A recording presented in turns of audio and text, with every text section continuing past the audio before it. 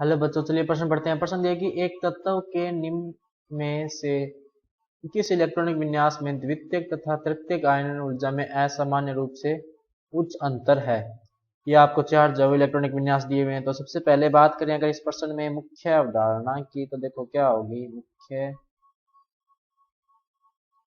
अवधारणा जो इस प्रश्न में होगी वो होगी आयनन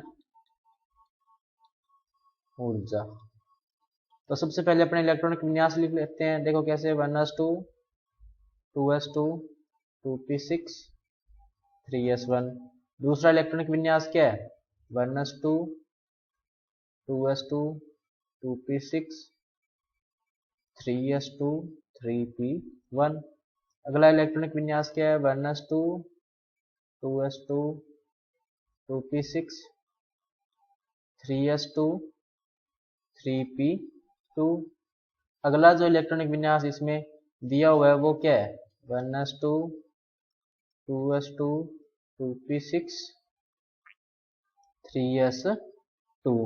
तो अगर अपने इस इलेक्ट्रॉनिक विन्यास को देखें तो इसमें से जैसे इलेक्ट्रॉन निकलेगा तो इलेक्ट्रॉनिक विन्यास क्या हो जाएगा 1s2 2s2 2p5।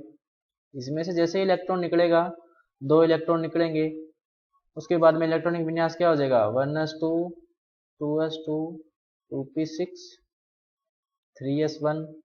इसमें क्या हो जाएगा 1s2 2s2 2p6 3s2। और इसमें इलेक्ट्रॉनिक विन्यास क्या हो जाएगा 1s2 2s2 2p6।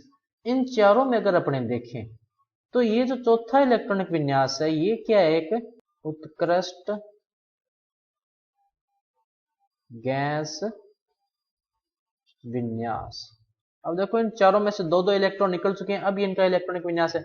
अब अगर अपने को एक और इलेक्ट्रॉन निकालना तो इन इलेक्ट्रॉनिक विन्यासों में से निकलेगा। तो इन चारों में अगर अपने देखें तो यहां से इलेक्ट्रॉन आसानी से निकल सकता है क्योंकि तीसरा कोष प्रारंभ हो चुका है और तीसरे कोष में जो एस कक्षक है उसमें एक इलेक्ट्रॉन पड़ा है। इसी में तीसरा कोष जो है उसमें एक इलेक्ट्रॉन है। लेकिन यहाँ पर भी क्या है कि दूसरा कोष जो है वो जो उसकी एक शील्ड होती है वो टूट चुकी है।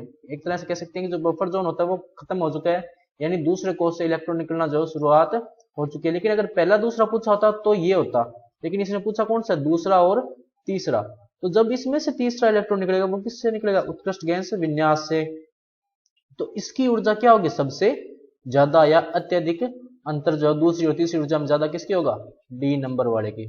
तो बच्चों ये था आपका उत्तर। मैं आशा करता हूँ आपको समझ में आया होगा। धन्यवाद।